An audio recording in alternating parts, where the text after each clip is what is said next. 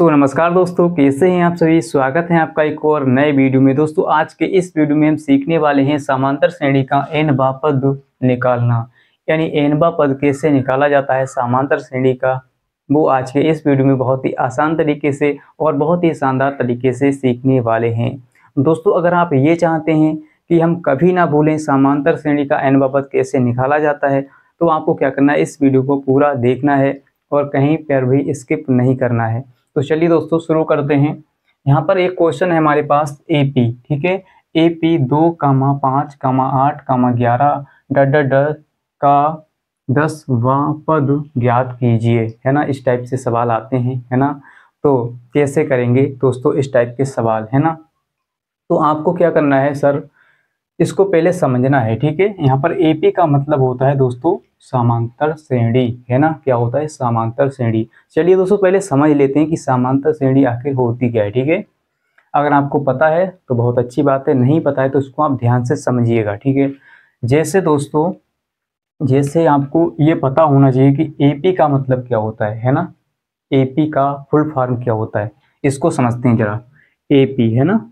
AP हम इसको क्यों कहते हैं दोस्तों, AP हम इसको इसलिए कहते हैं, इसकी फुल फॉर्म क्या होती है देखिए। AP की फुल फॉर्म होती है दोस्तों अर्थमेटिक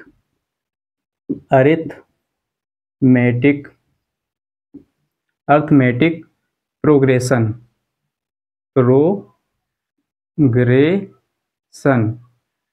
प्रोग्रेशन, ठीक है। अर्थमेटिक प्रोग्रेशन यानी AP, इसका पहला अक्षर A और P लिया गया है, इसीलिए हम इसको कहते हैं AP। और इसको दोस्तों हिंदी में कहते हैं समांतर श्रेणी। क्या कहते हैं, समांतर श्रेणी, है ना।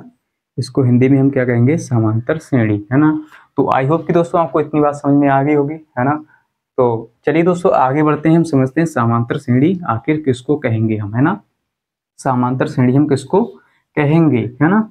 तो ऐसे कोई भी नंबर हम ले लेंगे तो क्या उसको हम समांतर श्रेणी कहेंगे, नहीं कहेंगे। कैसे, देखिए जैसे यहाँ पर लिखा है 1, 2, है ना, 5, 7, 8, तो ये क्या एक समांतर श्रेणी है ना। कैसे पता करेंगे है या नहीं है। तो दोस्तों देखिए समांतर श्रेणी का मतलब होता है, जैसे दोस्तों यहाँ पर देखिए है 3 है, 5 है, 7 है, 9 है और 11 है। तो इसमें दोस्तों आप देख रहे होंगे कि 3 और 5 के बीच में कितने का अंतर है, 2 का अंतर, है ना। 3 में हम 2 जोड़ेंगे तभी हमें 5 मिलेगा, ठीक है। तो 3 में हम 2 जोड़ेंगे, कितना जोड़ेंगे, 2, है ना, तभी हमको 5 मिलेगा, है ना। अब दोस्तों यहाँ पर देखिए 5 और 7 के बीच में कितने का अंतर है, 2 का अंतर है। इसके बाद दोस्तों आप देखिए 7 और 9 के बीच में कितने का अंतर है, 2 का अंतर है ना। और 9 और 11 के बीच में देखिए 2 का अंतर है। तो आप देख रहे होंगे कि इन दोनों के बीच में समान अंतर है ना, एक ही अंतर है, ठीक है। यानी इसको हम AP कह सकते हैं, यानी AP है, ठीक है। तो इसको हम क्या कहेंगे दोस्तों, AP, है ना। यानी ये समांतर श्रेणी है, समान अंतर, है ना, जिसमें क्या हो, समान अंतर हो। और इसमें आप दोस्तों देखेंगे, इसमें अगर आप देखेंगे 1 के बाद 2, तो 1 और 2 के बीच में 1 का अंतर, इसके बाद 2 के बाद 5 आ गया डायरेक्ट, तो 2 और 5 के बीच में 3 का अंतर है ना। तो दोस्तों यहाँ पर क्या है, 3 का अंतर, तो 3 का अंतर है। इसके बाद दोस्तों 5 और 7 के बीच में क्या है, देखिए 2 का अंतर है। और 7 और 8 के बीच में 1 का अंतर। लेकिन ये दोस्तों आप देख रहे होंगे यहाँ पर अंतर समान नहीं चल रहा है, ठीक है। कहीं पर कुछ है, कहीं पर कुछ है, तो इसको हम समांतर श्रेणी नहीं कहेंगे, ठीक है। और इसको हम समांतर श्रेणी कहेंगे, है ना। एक और एग्जाम्पल समझिए आप, जैसे यहाँ पर है 5 है, 10 है, 15 है, 20 है, 25 है, ठीक है। तो इसको क्या आप समांतर श्रेणी कहेंगे, AP कहेंगे, इसको बताइए। यहाँ पर आप देख रहे होंगे 5 और 10, है ना। 5 और 10 के बीच में कितने का अंतर है, 5 और 10 के बीच में है 5 का अंतर। इसके बाद दोस्तों आप देख रहे होंगे 10 और 15 के बीच में 5 का अंतर है, 15 और 20 के बीच में 5 का अंतर है ना। यानी अंतर हमारा समान चल रहा है, ठीक है। 20 और 25 के बीच में अंतर समान है, यानी सभी में हमारा अंतर 5-5 का चल रहा है। तो दोस्तों इसको हम क्या कहेंगे, AP कहेंगे, ठीक है। क्या कहेंगे, AP कहेंगे। देख रहे हैं माइक चालू है या नहीं, है ना। तो इसको हम क्या कहेंगे दोस्तों, AP कहेंगे, यानी समांतर श्रेणी कहेंगे, है ना। चलिए दोस्तों आपने समझ लिया होगा कि समांतर श्रेणी हम किसको कहेंगे, ठीक है। अब दोस्तों हम क्या करेंगे, समझ लेते हैं कि इसमें फार्मूला जो है, सूत्र वो कौन सा लगता है, ठीक है। चलिए इसको थोड़ा मिटा लेते हैं, इसको साफ कर लेते हैं, है ना। यानी फार्मूला हम समझेंगे दोस्तों, इसके बाद हम क्या करेंगे, पहले फिर फार्मूला के बाद क्या करेंगे, इसको सॉल्व करेंगे, ठीक है। देखिए दोस्तों, इसमें सूत्र कौन सा लगता है ना, सूत्र कौन सा लगता है इसका n वां पद ज्ञात करने में। तो सूत्र हमारा होता है दोस्तों ए एन बराबर ए प्लस एन माइनस का 1 और इसके गुणा में होता है डी, यानी इनटू में क्या होता है डी। अब दोस्तों इसको हम ए एन को ऐसे भी लिख सकते हैं, देखिए n वां पद, n वां पद, n वां पद बराबर ए प्लस एन माइनस का 1 और इनटू में डी, यानी गुणा में डी, है ना। तो इसी को हम ऐसे भी लिख सकते हैं, ए एन का मतलब n वां पद, ठीक है, ए प्लस एन माइनस का 1 इनटू में डी, यानी गुणा में डी। अब दोस्तों आपको ये समझना होगा कि n वां पद क्या होता है ना। ए एन का मतलब क्या होता है, ए एन का मतलब होता है n वां पद, क्या होता है n वां पद, ठीक है।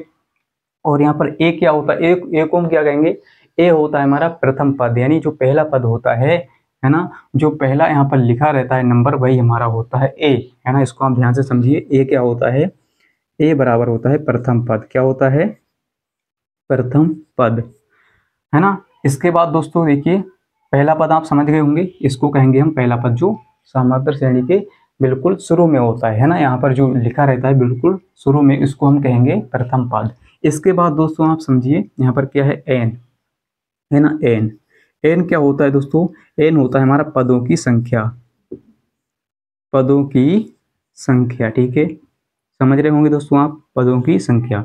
पदों की संख्या का मतलब जैसे यहाँ पर पूछा है 10वां पद इसका ज्ञात कीजिए, यानी 10वां पद हमें ज्ञात करना है, यानी 10वें नंबर पे कौन सी संख्या आएगी उसको हमें ज्ञात करना है, ठीक है। तो पदों की संख्या।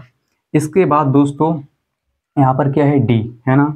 तो डी दोस्तों क्या है, डी होता है हमारा सार्वंतर, क्या होता है सार्वंतर, ठीक है, यानी जो बीच में हमारा अंतर चलता है ना उसको हम कहते हैं सार्वंतर। जैसे दोस्तों आपको मैंने अभी समझाया कि यहाँ पर था 5, 10, 15, 20, है ना। तो इन दोनों के बीच में कितने का अंतर, 5 का है, यहाँ भी 5 का अंतर और यहाँ भी 5 का अंतर, सभी में 5-5 का अंतर है। तो इसी को हम कहेंगे सार्वंतर, यानी जो अंतर हमारा 5-5 का है इसी को हम कहेंगे डी, है ना। डी बराबर यहाँ पर हो जाएगा 5, क्योंकि 5-5 का अंतर यहाँ पर चल रहा है समान, ठीक है। तो ये हमारा सार्वंतर हो गया, ठीक है, सार्वंतर हमारा, यानी डी को हम सार्वंतर कहते हैं, ठीक है। तो चलिए दोस्तों अब हम क्या करेंगे, सवाल को हल करेंगे, ठीक है। चलिए दोस्तों अब हम क्या करेंगे, सवाल को बहुत ही बिंदास तरीके से हल करेंगे, है ना। तो एक बार इसको पढ़ लेते हैं। एपी का मतलब आप समझ गए होंगे, एपी का मतलब होता है दोस्तों समांतर श्रेणी, है ना। एपी 2, 5, 8, 11, 10 का 10वां पद हमसे पूछा है ना। तो दोस्तों हम क्या करेंगे, पहले यहाँ पर साइड में सूत्र लिख लेते हैं जिससे आपको अच्छे से समझ में आ जाए। सूत्र क्या होता है, ए एन बराबर ए प्लस एन माइनस 1 और इनटू में डी, है ना।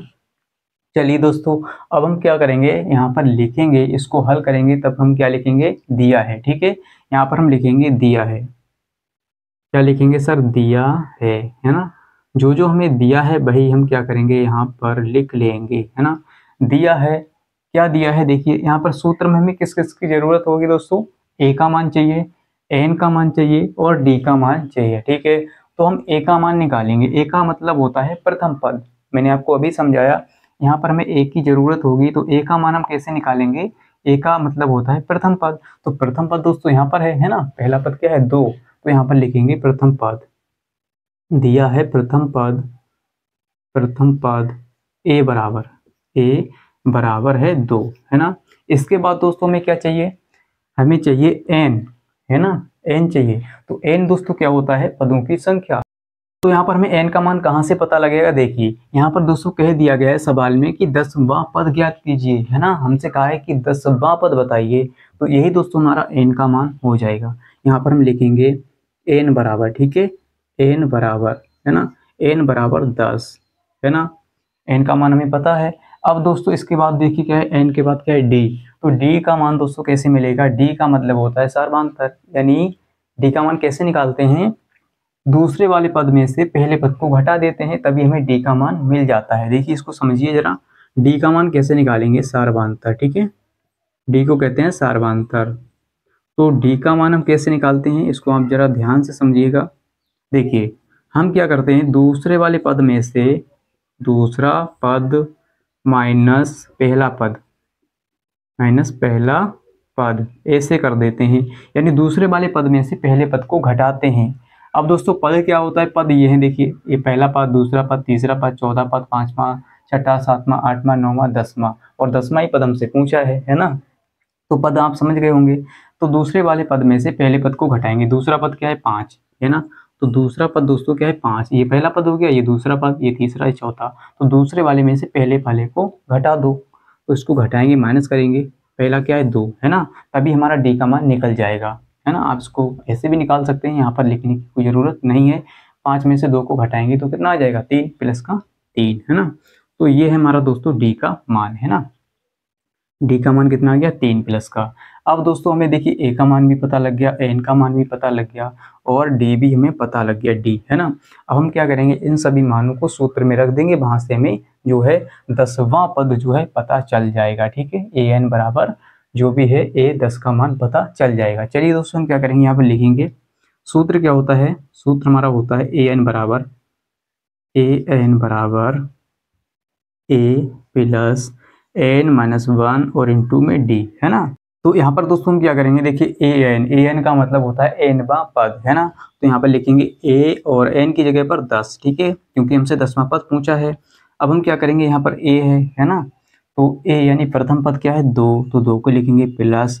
अब यहाँ पर क्या है, ब्रैकेट में एन की जगह दोस्तों क्या है 10, है ना, एन का मान क्या है 10, तो यहाँ पर लिख लेंगे 10, और माइनस में क्या है 1, और इंटू में दोस्तों क्या है डी की जगह पर 3, है ना, डी का मान कितना है 3।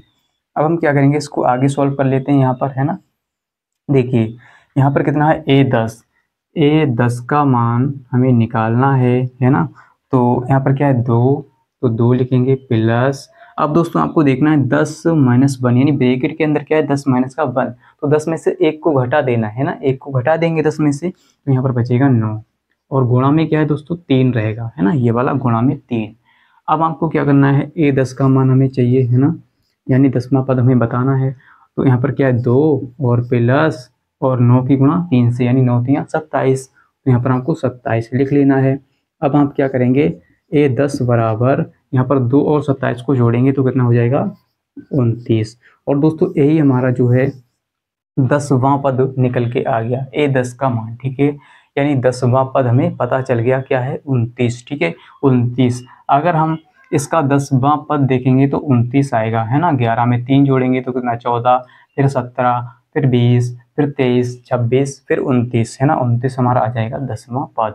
इसको दोस्तों आप ऐसे भी लिख सकते हैं कि 10वां पद बराबर 29, है ना, ऐसे भी लिख सकते हैं, है ना। जरूरी नहीं कि ऐसे ही लिखो, है ना, ए 10, तो ऐसे भी लिख सकते हैं 10वां पद, है ना। तो मैंने आपको सूत्र पहले समझाया था कि हम ए एन को क्या लिख सकते हैं, एनवां पद ऐसे भी लिख सकते हैं, एनवां पद बराबर ए प्लस एन माइनस का 1 और इंटू में डी, और इसको भी ऐसे लिख सकते हैं ए प्लस एन माइनस का 1 और इंटू में डी। सूत्र तो हमारा समान ही रहेगा, लेकिन यहाँ पर क्या है ए एन की जगह पर हम एनवां पद लिख सकते हैं, ठीक है। तो ऐसे भी लिख सकते हैं, ऐसे भी लिख सकते हैं, है ना, बात वही है। तो आई होप कि दोस्तों आपको समझ में आ गया होगा कि कैसे हम समांतर श्रेणी का एनवां पद निकालते हैं, और समझ में आ गया है तो इस वीडियो को लाइक कर दीजिए, चैनल को सब्सक्राइब कर लीजिए, जिससे आपको इसी प्रकार के वीडियोज मिलते रहें। दोस्तों अगर आपने इस वाले वीडियो को नहीं देखा तो इस वीडियो को देख लीजिए, यहाँ पर हमने सिखाया है कि प्रतिस्थापन विधि से समीकरणों को कैसे हल किया जाता है।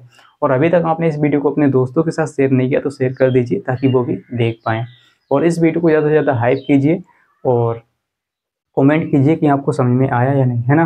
दोस्तों मिलते हैं अगले वीडियो के साथ, आज इतना ही, जय हिंद।